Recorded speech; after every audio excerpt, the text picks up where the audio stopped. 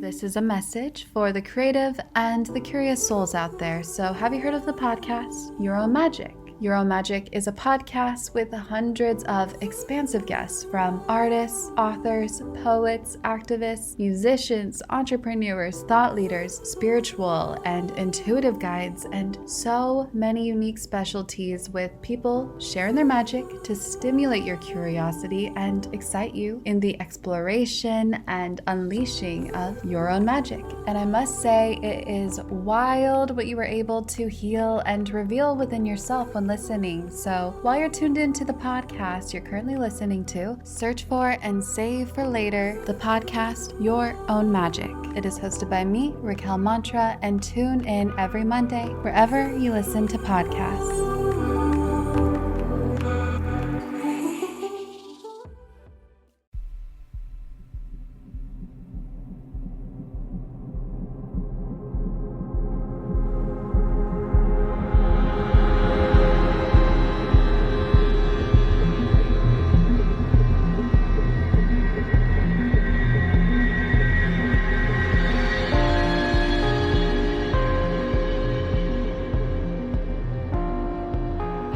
Welcome to episode number 178 of Real Life Ghost Stories.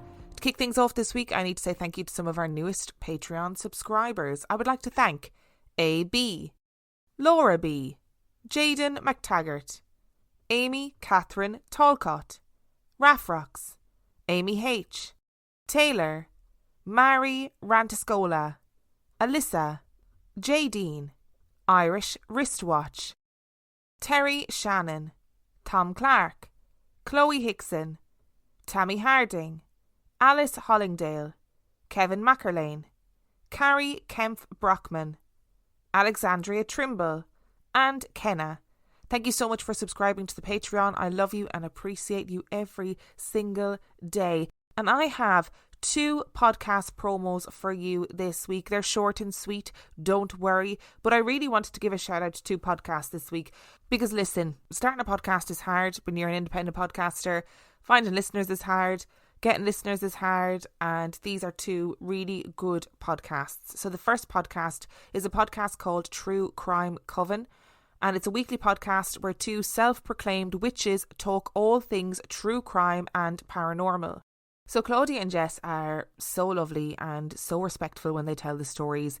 I've got a real love-hate relationship with true crime, and I think a lot of true crime is really problematic, but they are very respectful in their discussion of particular cases. Their true crime podcast episodes generally tend to be very focused on the victims, and they're focused on facts. They avoid kind of sensationalization, and yeah, I really like the podcast, and they alternate between true crime and the paranormal. So if you're somebody who likes true crime but not too much of it, there is a good mix of true crime and paranormal in there. Also, I was a guest on True Crime Coven, and I am on episode number 38, and I had an absolute ball. It was great fun. So if you're looking for a new female-led true crime / paranormal podcast, then do check out True Crime Coven. And the second promo that I have for you today is for Scary, a paranormal podcast. And that is the podcast by Will from Mysteries of the Unexplained. And it opens a door to a world of untold, terrifying stories. Discover an atmospheric story bi-weekly as Will narrates real-life paranormal stories, encounters with ominous characters, and spine-chilling experiences. So look, I know there's a lot of people who listen to Real Life Ghost Stories because of the accent. So if you want another atmospheric ghost storytelling podcast with an Irish accent, then this one is for you. It's a really good podcast. I've thoroughly enjoyed listening to it, and Will is just gorgeous. I love Will so much. Will, if you're listening, you know that I love you. So I would absolutely love it if you could go and support Will and give Scary, a paranormal podcast, a listen. So that's 2 podcasts for you today: True Crime Coven and Scary, a paranormal podcast, and the links to both of those will be in the description of this episode. So let's get on to our film review. Our film review this week is Orphan First Kill. Orphan First Kill was released in 2022. It is 5.9 out of 10 on IMDb and 72% on Rotten Tomatoes. After escaping from a psychiatric facility in Estonia, Esther travels to America by impersonating the missing daughter of a wealthy family. Yet, an unexpected twist arises that pits her against a mother who will protect her family at any cost.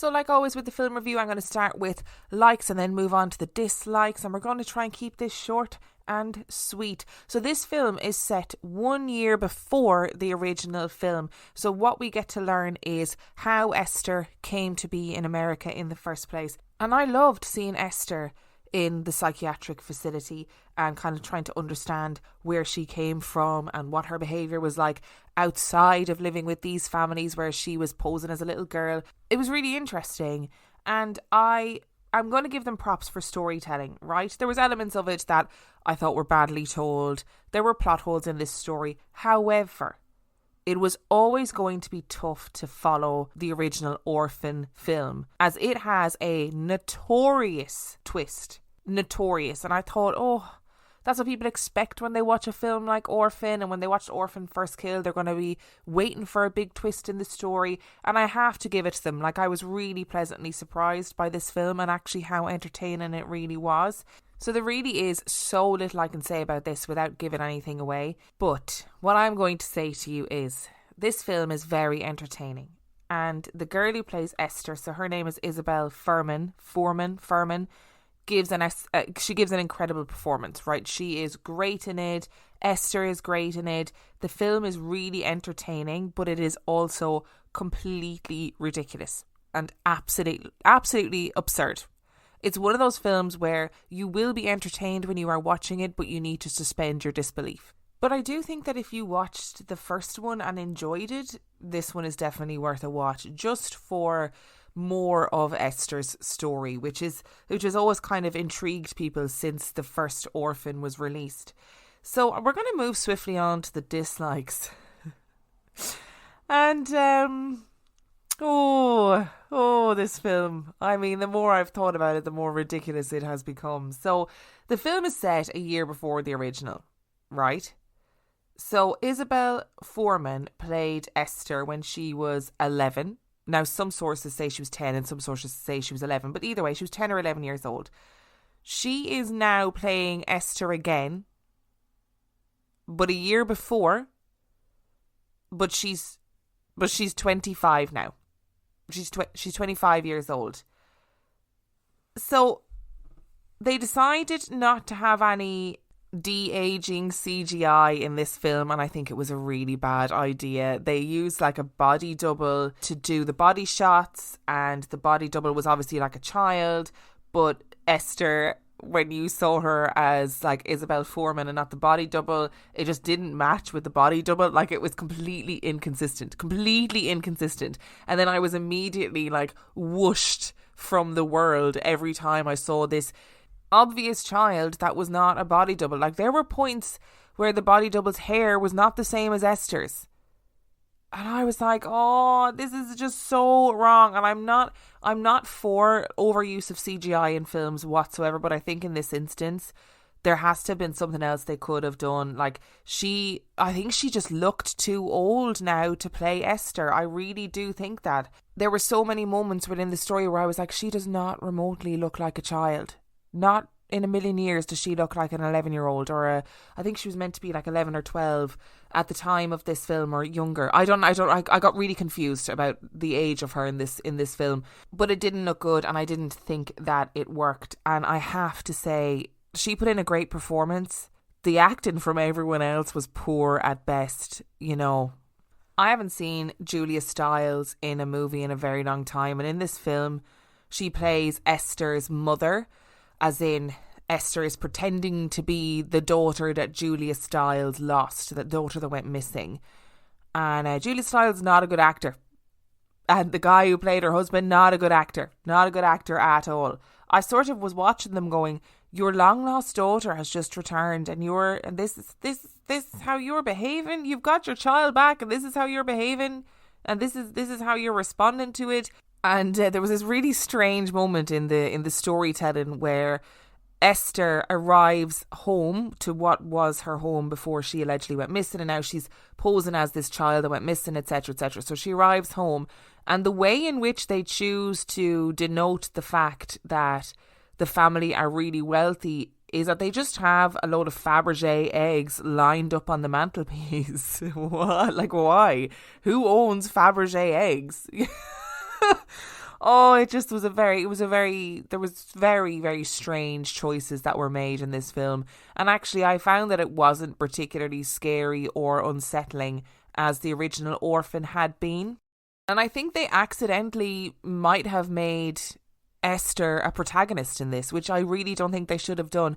And actually, I think that this story would have benefited more from actually learning about Esther's childhood and how she grew up to be this monster that she is, or Lena as her name actually is.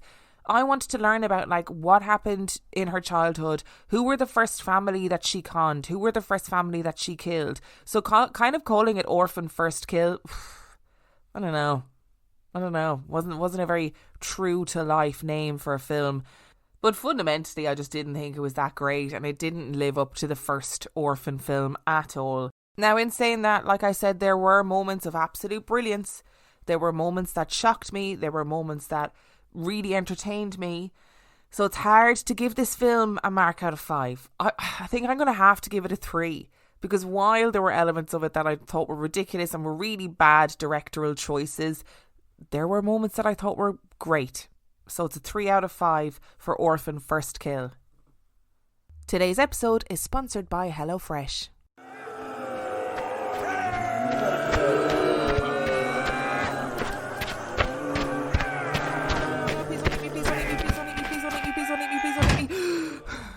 I cannot keep risking life and limb in this zombie apocalypse to go to the grocery store. If only there was an easier way. Wait, what's this conveniently placed leaflet? With HelloFresh you get farm fresh, pre-portioned ingredients and seasonal recipes delivered right to your doorstep. Skip trips to the grocery store and the impending zombie doom and count on HelloFresh to make home cooking easy, fun and affordable. That's why it's America's #1 meal kit. You know what'll really take your mind off the flesh-hungry horde? Fast and fresh recipes. HelloFresh's latest line of meals featuring robust flavours and filling portions are ready in less than 15 minutes. Enjoy taste and quality done quick with recipes like falafel power bowls, seared steak and potatoes with béarnaise sauce, or Southwest pork and bean burritos. And let's face it, in the zombie apocalypse, we gotta cook smart and we gotta cook fast. And you know what? We don't all want to be out there fighting our way to the store, so you can stock up on snacks, sides, desserts and more at HelloFresh Market. Simply add these staples and sweets to your weekly order and they'll arrive on your doorstep along with your meals. More yummy food, less mortal peril. Fictional zombie apocalypse aside, I have actually used HelloFresh in real life for years and I love it. I used them long before I ever advertised for them. It saved me so much time, so much money and so much food waste. I'm also not a very good cook, so it allows me to cook and eat better.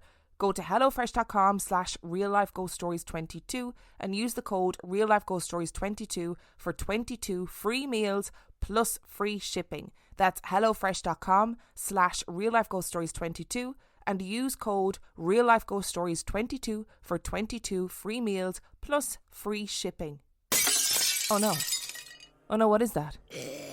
Oh no, it was meant to be fictional. It wasn't meant to be real. Which brings us to our stories this week. Now I say stories because there are multiple stories this week.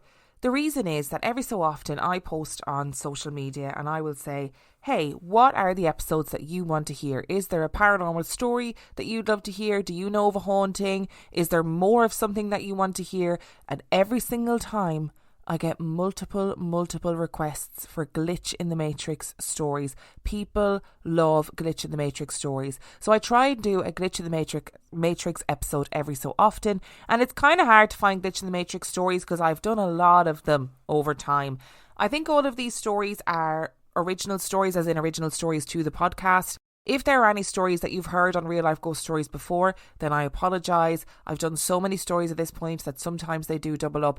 I don't think I've doubled any up, and it might be that you've heard them on another podcast or on a YouTube channel or whatever it is. All of these stories have been taken from Reddit.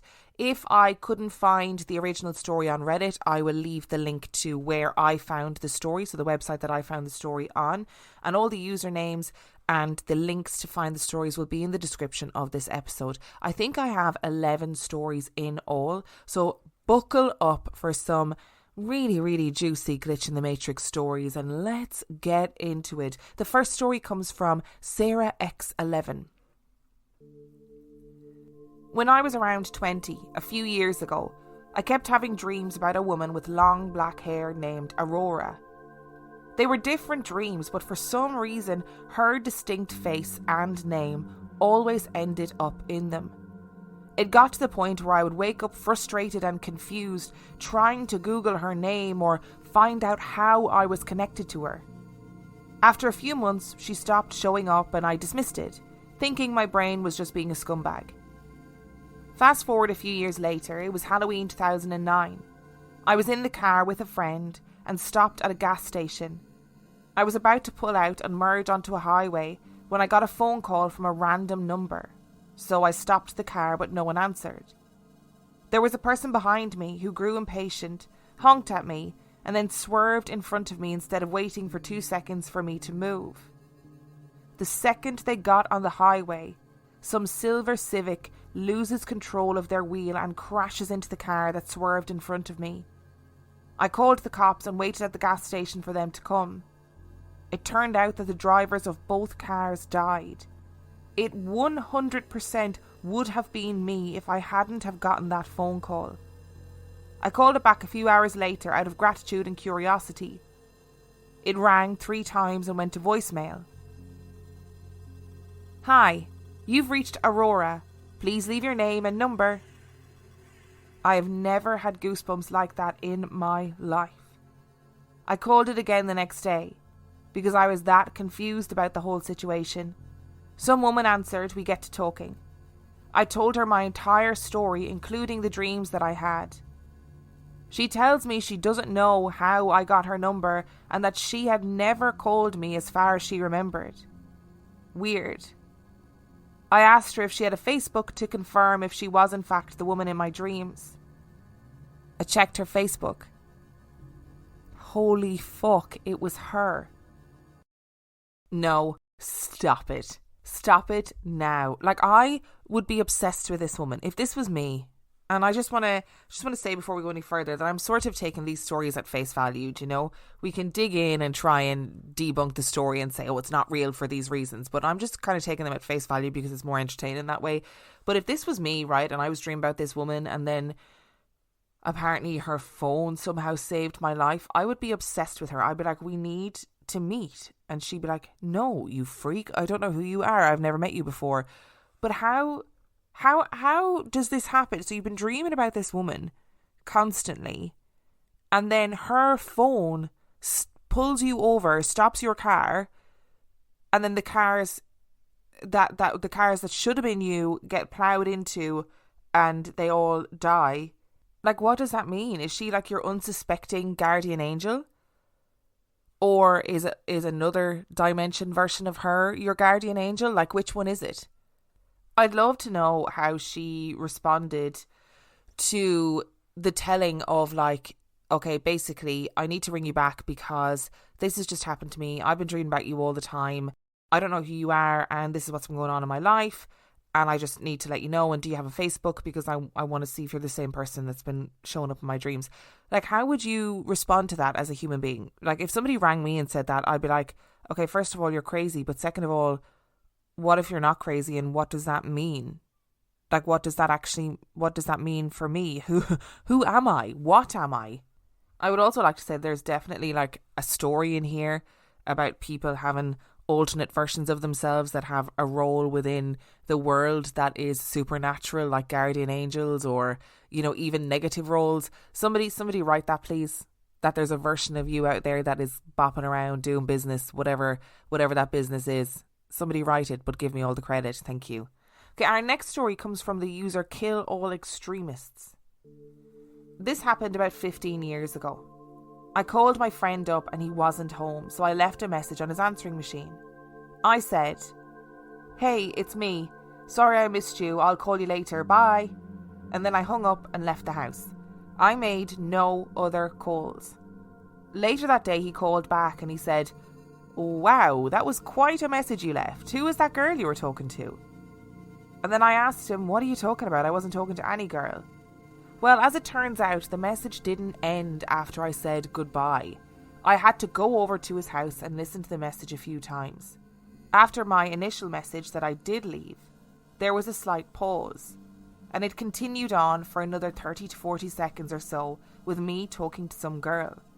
It was my voice, but a conversation I never had with a girl whose voice I didn't recognise. You could compare it to the message I know I did leave, and the two voices were indistinguishable. Not just the voice, but, my talking mannerisms. It was my voice. Also, my references to my occupation and my activities were the same. Basically, in this conversation, I was talking to this girl about going skiing, but I had to go down to my shop and work on a car first, which totally correlated to me. Then the message just stopped.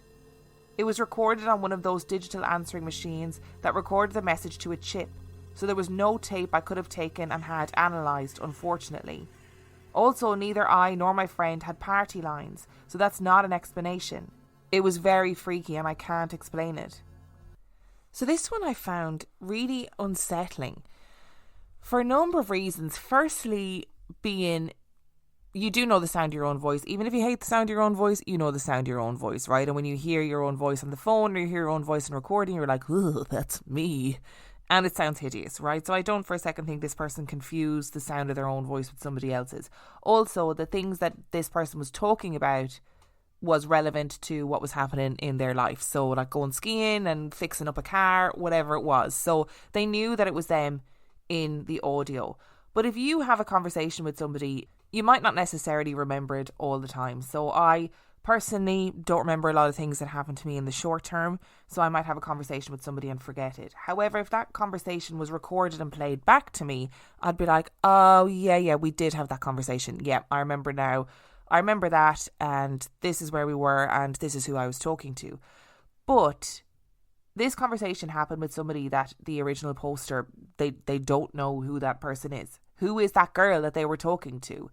And you could say, oh, it was a weird phone glitch where maybe the phone had like recorded something later and added it to the message somehow, whatever it was, right? There's lots of glitchy things that can happen with technology that could account for it. But it doesn't explain who the girl is and why the original poster doesn't remember who this woman is or ever having this conversation with this woman or why it was relevant. This again feels like interdimensional. It feels like he's having that same conversation but in another dimension, in another layer of time, and somehow they got crossed over in the most weirdly innocuous way.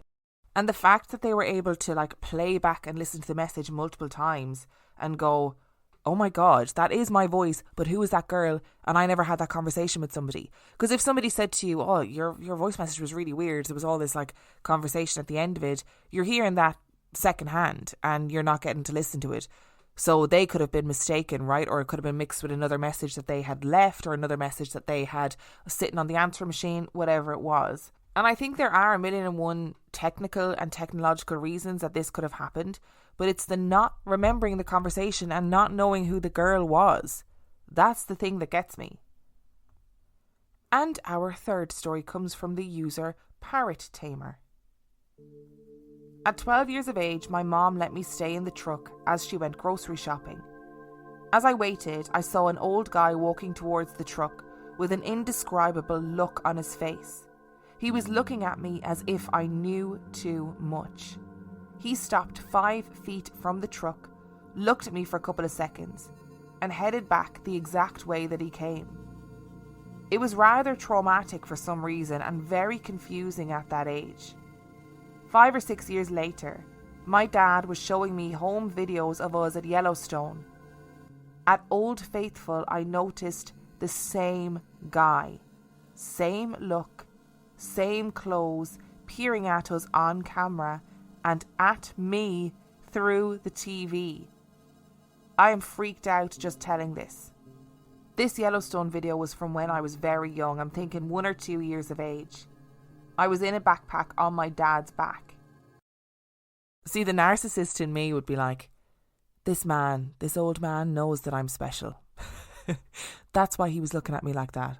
That's why he recognised the deep, insane, wonderful power that's inside of me. But in all seriousness, like, this one is freaky, right? But I do wonder if there's a confusion of two memories here. And actually, if the original poster had seen this video before and mixed up the memories of the old man. So maybe the original video is the video that, you know, freaked him out in the first place, right? This original video of him being like a little baby and this old man looking at him and seeming like the old man was looking at him down the camera. It might have been that he had seen that when he was 12 years old or younger, and then when he saw an old man who was behaving oddly outside the grocery store, then, oh shit, is that the same old man? Because I'm going to associate that old man with the old man that freaked me out in the video, etc., etc. However, there is something really disconcerting about somebody recognising you when you're 1 or 2 years old, and then this same person recognising you when you're 12 years of age, because you'd be thinking, well, who is this man? How was he in Yellowstone? Because presumably that was a family holiday, right? You'd be thinking, how was he in Yellowstone? And then how was he outside the grocery store? And I am going to argue that the old man didn't just recognise him, because you don't really recognise people that much from the time they were a baby to the time they were 12. You wouldn't recognise them that much. So it's not like he's gone, oh shit, I've seen that kid before. Again, like the Aurora story, I think I'd be obsessed. I'd be like, I need to know how you know me. How do you know me? What is it you know about me? What do you want me to know, or what do you not want me to know? I would be obsessed with this old man. I would have to find him. I know I've told this story on the podcast before, but I'm absolutely going to tell it again. So a friend of mine was sitting on the train one day, and this friend has absolutely no interest in the paranormal, supernatural, nothing like that, is a complete non-believer. He was sitting on the train, and across from him was a man who he said it was just him, but older. Like, he was really freaked out by him and just was sitting staring at him, because even he recognised, oh my God, this man is me, but much, much older. And the man was sitting reading the paper, and then at one point he just put the paper down, looked up and went, and the man just said, I know, don't get married. And that was it. And then continued reading the paper, and it just gave me the absolute heebie-jeebies. Okay, we are moving on to the next story, which is story number 4. At a friend's place back in 2008, when we were all teenagers, we had a cool shed at my friend's that we'd hang out in every weekend. It had 4 sets of bunk beds, tables, a fireplace, a TV, a fridge, etc., the whole lot. One night we were all hanging out in there, and I decided I needed a piss. I walked out the front door of the shed and started to walk to the right when I stopped. It was dark by now, the lights from the house illuminating the space between the house and our cars, but trailing off just past them. As I took a step to the right, intending to go behind the cars to relieve myself, I saw my friend's older brother standing there. I watched him for a good 5 to 10 seconds as he stood there, facing into the darkness. He then proceeded to walk behind a couple of trees and a car before he disappeared. Confused, I walked back into the shed and asked my friend what his brother was doing by the cars. The conversation went as follows. Hey man, what's your brother doing by the cars? What do you mean? He just walked off behind the cars. The brother responded, I'm right here. I looked over, and there his brother was, sitting down on one of the chairs with a drink. He was wearing the exact same clothes that I saw him in, and the only way to get into the shed was through the door that I was standing in the way of. To this day, I have no idea how it all happened. I'm guessing I was just seeing things, but the fact that I watched him walk around for a good 10 seconds has always puzzled me.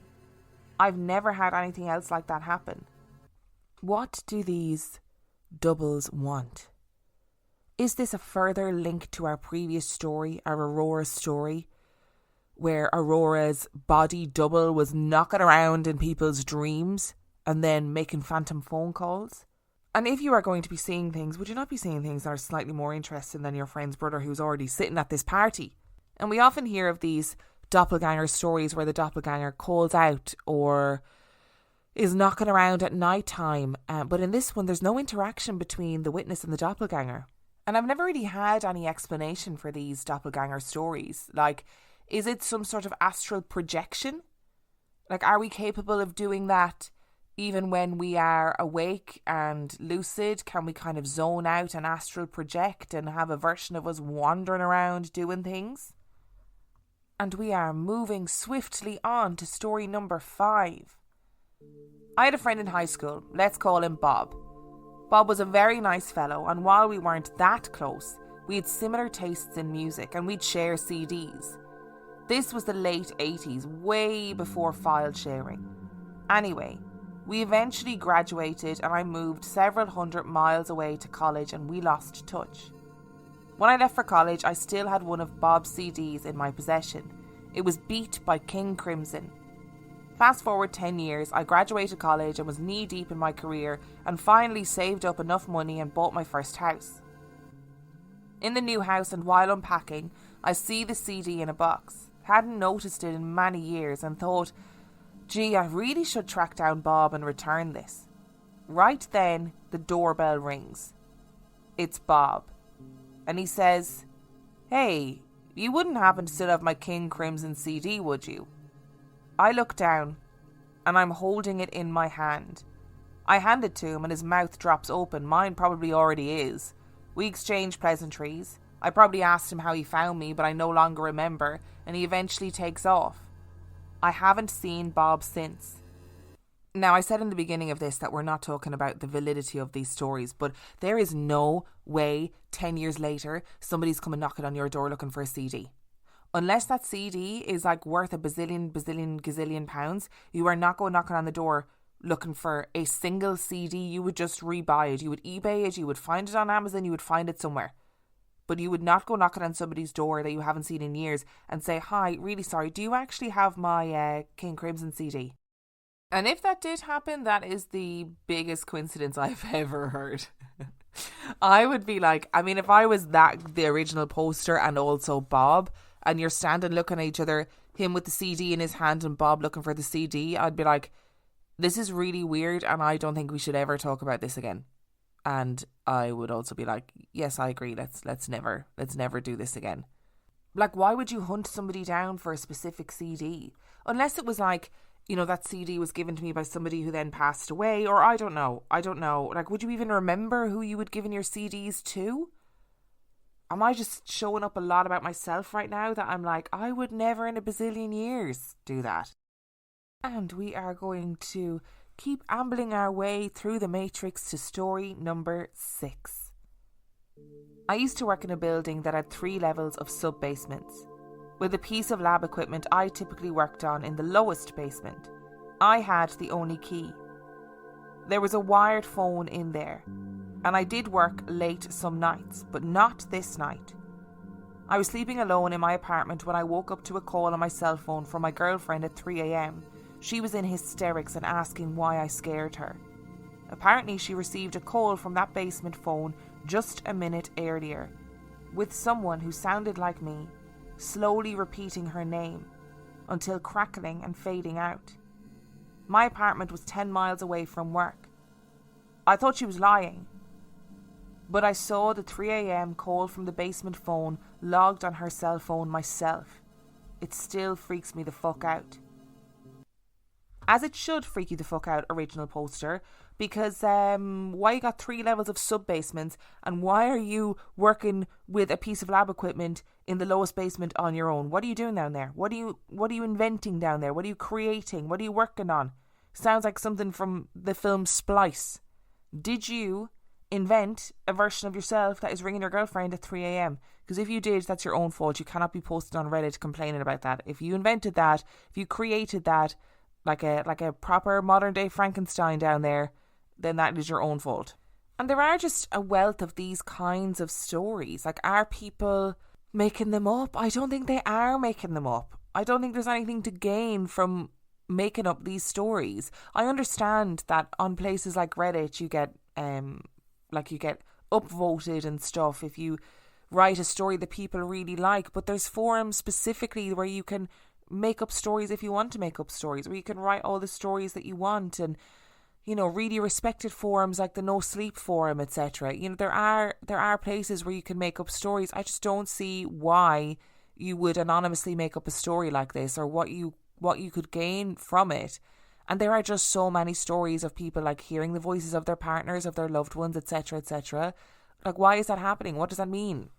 what is to be gained from that happening, if not only being a way to scare somebody? Because that's all that seems to have been achieved by this. Is it like a residual energy that existed down in the basement where his voice, I don't know, somehow called her, and because he says her name, but who's he talking to down in that basement that he'd be saying her name? Oh, I don't know.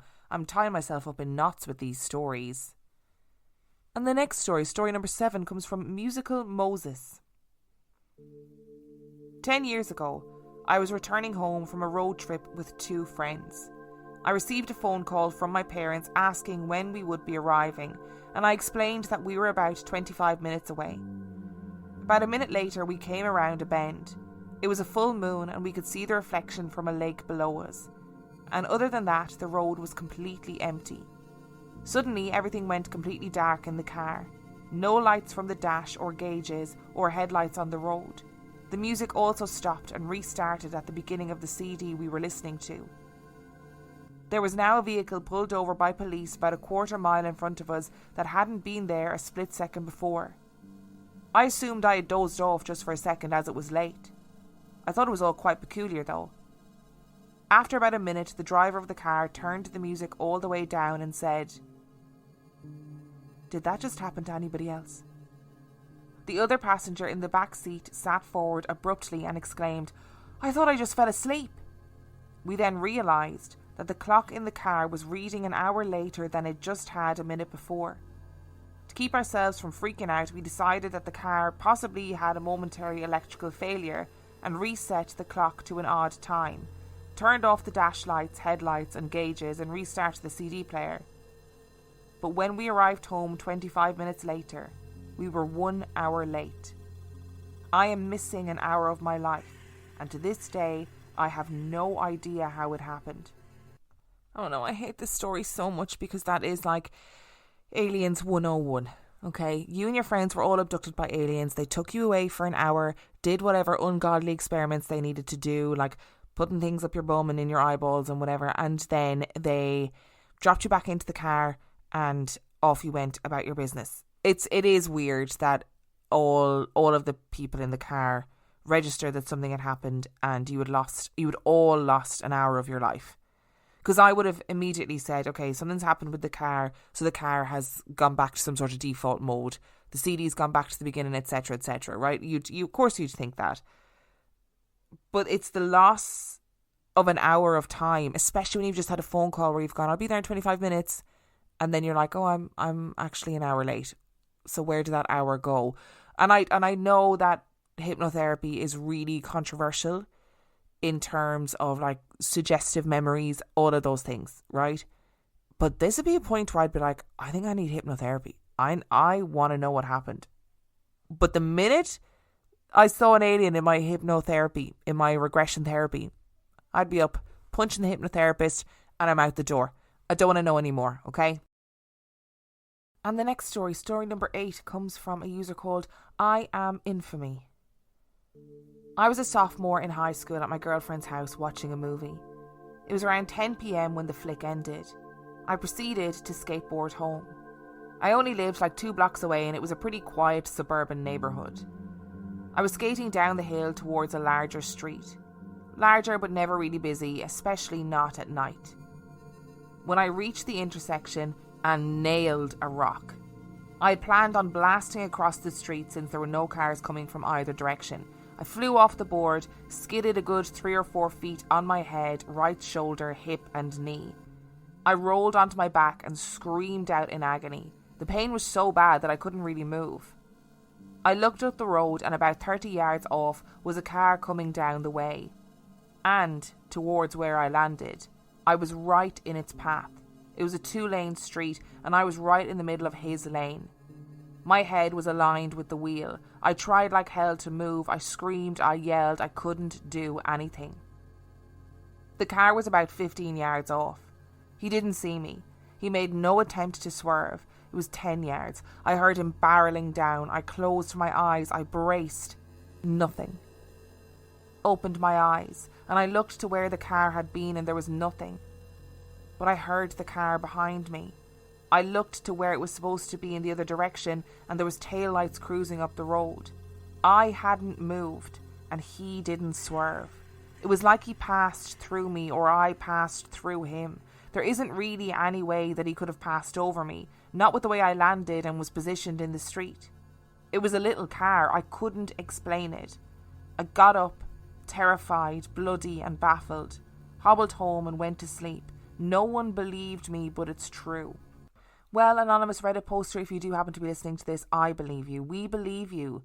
But I do wonder if, when you fell off your skateboard and banged your head, that caused some sort of hallucinatory reaction. Is it possible that a bang on the head like that could cause somebody to hallucinate impending danger or doom? I mean, I'm not a doctor. Actually, I am a doctor, but I'm not a medical doctor. So I can't answer that one. But it makes me wonder if something to do with falling off the skateboard at such velocity caused your brain to see impending danger coming when it wasn't actually there. Because I don't believe for a second that if a car was passing through that it wouldn't see you and that it wouldn't have swerved or stopped or slowed down. Like, it sounded like from what was described in this story that there was plenty of time for the car to stop or swerve or move out of the way, etc., etc. But it obviously didn't. So in my mind, it's like, is this just a hallucination?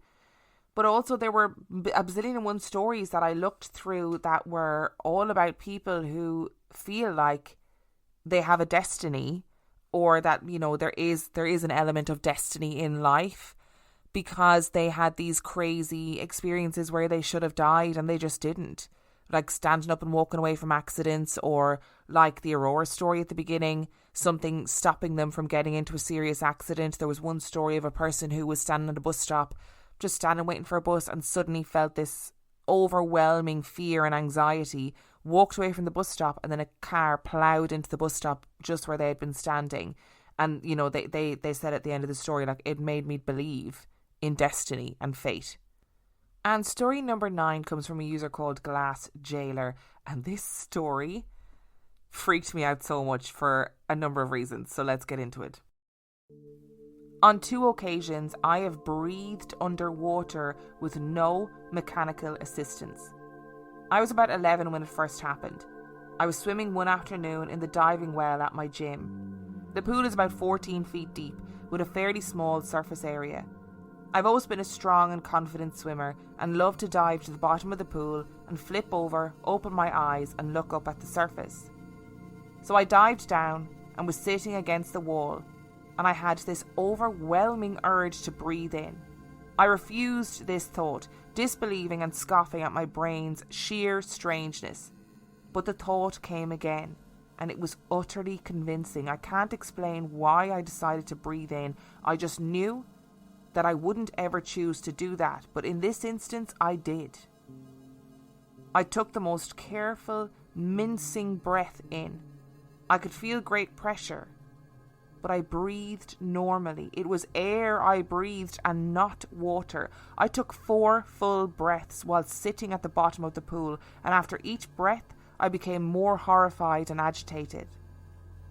My disbelief was outstanding. I kind of freaked out and shot to the surface as quick as I could. After I rationalised a bit, I calmed down. My logical mind kept telling me that somehow I'd had a bubble of air caught on my face, because how else could I have breathed like that? But over years of trying to make sense of it, I'm 30 years old now, I recognised that air always finds its way to the surface expediently. It won't just catch around somebody's face. I tried to do it again that day, diving and diving, trying to replicate the experience. Got quite a bit of water up my nose before I gave up. It did happen a second time. Same pool, 4 years later, I took 5 breaths. The same feeling of overwhelming confidence that it would be okay to breathe. I couldn't explain it the second time either. Sometimes when I read stories like this, I do think to myself, hang on a second, okay? Where is my superpower? Where is my ability to breathe underwater? Although, I will say that twice, 2 separate occasions, 2 isolated incidents of being able to breathe underwater does not a superpower make, but I'm still jealous. I am very much decidedly ordinary and have never had anything weird like that happen to me in that way. I wonder if their original explanation for what happened is maybe somewhat true. So they said their logical mind kept thinking that somehow they'd had like a bubble of air caught on their face. Maybe they didn't have like a bubble of air, or maybe there was like air trapped in an air pocket in that particular part of the pool. Like, maybe it's interesting that it's the same pool it happened in 4 years later, kind of the same circumstances, same situation. I know very little about drowning, right? Because the idea of drowning really scares me. So I've never really looked into like what happens to people just before they drown, or what happens to your brain, or people talking about almost drowning and then, you know, surviving and how it felt. I can't bear the idea of it. It really freaks me out. But is it possible that this person had been under the water for too long and their brain went into sort of like a semi-hallucinatory state in which they believed they were breathing underwater? But surely you just surface, right? Again, like I just said, I feel like I'm absolutely talking myself round in circles with these stories. Okay, we've got 2 more stories left. And the next story number 10. When I was a teenager, I had 2 really intense dreams one night. The first one was about an online friend of mine calling me to say that she had broken up with her boyfriend, and I sang a few lines of Seal's Don't Cry to her over the phone. The second dream was finding a real-life friend's dead body floating in her bathtub. I didn't think anything of it until I went on my computer that evening and the online friend chatted to me to tell me that her boyfriend had broken up with her. I immediately asked if I could call her and she said no. I remember thinking that it meant something like I could change it. Not long after, my phone rang and it was the real-life friend from the dream calling me. I was completely freaked out at this point, but talked to her normally. She was just talking about school and stuff up until I realised I heard a splash in the background. I asked her, "Are you in the tub?" And when she said yes, I felt like my heart had stopped. I asked her, "What did you do?" She didn't answer me right away, and then after a very long pause, she told me she had taken an entire bottle of pills and chased it with mushrooms and vodka. She had gotten scared waiting for it to hit her, so she called me so she'd hear someone's voice. I hung up and called 911. By the time they got there, she was unconscious but alive. Today, she's a mom to a beautiful little girl, and she's okay. I don't know if these premonitory dreams can count as like glitch in the matrix stories, because I don't feel like it's the world glitching. I feel like it's the universe, or whatever you want to think it is, warning you that these things are going to happen. So it gave you kind of an innocuous situation of like, oh, your online friend and their boyfriend has broken up with them, to be like, okay, that's weird. That I feel like that happened in my dream. So that then when the really serious thing happened, you're like, that definitely happened in my dream. This is the second time tonight this has happened. Holy shit, does this mean what I think it means? Because if your friend rang you and you hadn't had that dream and you heard them in the bath, you wouldn't think anything of it. Of course you wouldn't. Unless they specifically said, I'm after doing something, or they were behaving very strangely on the phone, or whatever it was. You wouldn't necessarily think anything untoward of it at all. And actually it sounds like you saved, or this person saved their friend's life. And it does freak me out, because it makes me think about, elements of kind of predestiny. Do we have a time in our life where we are destined to die, and that, it can't happen before that? And what does that mean? If that is true, what does that mean? And I guess I really, fundamentally deep down don't believe that. But these stories definitely give me food for thought when it comes to death, and death being avoided, and seemingly like the universe stepping in to stop people from dying. And the very last story that we are going to do today, story number 11. Last summer, my car was in the shop for quite a while, so I had to depend on rides from friends to get around. One morning, my housemate woke me up saying there was some guy at the door looking for me. I tossed on some clothes and went to see who it was. This man, I had never met him before in my life. Made me really nervous too, because even though he seemed friendly, the fact that he knew my name and where I lived, well, I thought maybe it was a stalker customer from work or something worse. Turns out he insisted I take $40 from him. According to him, I had loaned him that money the night before at a nearby gas station, and, as promised, he was paying me back. Only I hadn't been to the gas station. In fact, at the time he said we had met, I'd actually been at work. He looked at me like I was nuts when I said all this and eventually just told me, "Okay, well, I don't know, but you gave me your address to mail you a check, but since you lived close by, I decided to just pay you in cash." In the end, I took the money. Why not? It was a free $40. But I was sort of freaked out. Maybe the guy was a stalker and this was some sort of elaborate ruse to meet me, right? But then this happened. 3 days later, I had my car again after forever. I stopped at a nearby gas station, but paid inside because I wanted some bottled water too. There was one guy in front of me in the line arguing with the cashier. Apparently he wanted to put $30 in gas in his truck and buy a pack of cigarettes, but his credit card kept being declined. This stranger, who looked nothing like the other stranger from a few days earlier, was begging for a break. He'd leave his phone, his wallet, anything as collateral. He just needed the gas to go home real quick and get some cash, and then he'd be right back to pay. But the cashier refused. Finally, I just said, "That's like $40, right, for the gas and the cigarettes?" Yep, I ended up giving him the same two $20 bills the first stranger had given me a few days earlier. He kept saying, bless you, what is your name? I'll pay you back. Where do you live? I swear I'll pay you back right away." I was so freaked out by the coincidence and the strangeness of it all that I decided to break the circle. I gave him a fake name and told him he could pay me back the next day at a store I don't work at. I felt like I had to break the loop or else I might be forever more meeting a stranger who either needed $40 or had $40 to give me. I never saw either of those gentlemen again, by the way. This almost feels like an It Follows or a Smile, as in the movies, situation where you gave him a fake name and an address where you weren't at, and he's definitely going to go the next day or whatever and be like, I owe you $40, and then that person is like, okay, thank you, and then they meet somebody who needs $40. What an odd chain to be involved in.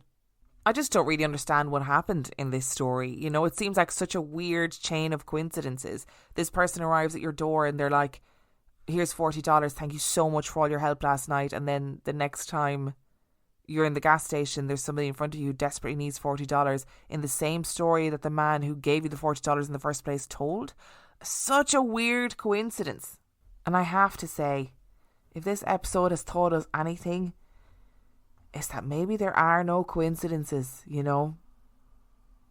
Maybe we are all just living in the Matrix and it glitches every so often and weird things happen and we get stuck in them. Thank you so much for listening to today's episode. Oh, it's been great fun diving back into glitches in the Matrix again after so long. Just a little reminder, if you want to listen to some great new podcasts, please go and listen to True Crime Coven and also go listen to Scary, a paranormal podcast. The links to both will be in the description of this episode. The links to all of the stories that I referred to today will also be in the description of this episode. Thank you so much for listening. If you would like to send in your spooky story, you can do so by emailing it to reallifeghoststoriespodcast@gmail.com. You can also check out the website reallifeghoststoriespodcast.com, and if you are desperate for extra content, you can get some extra content by signing up to patreon.com/reallifeghoststories, where for $5 a month or $2 a month you get access to heaps of extra content, as well as every single main and mini episode completely ad free. And on that note, I shall see you next time.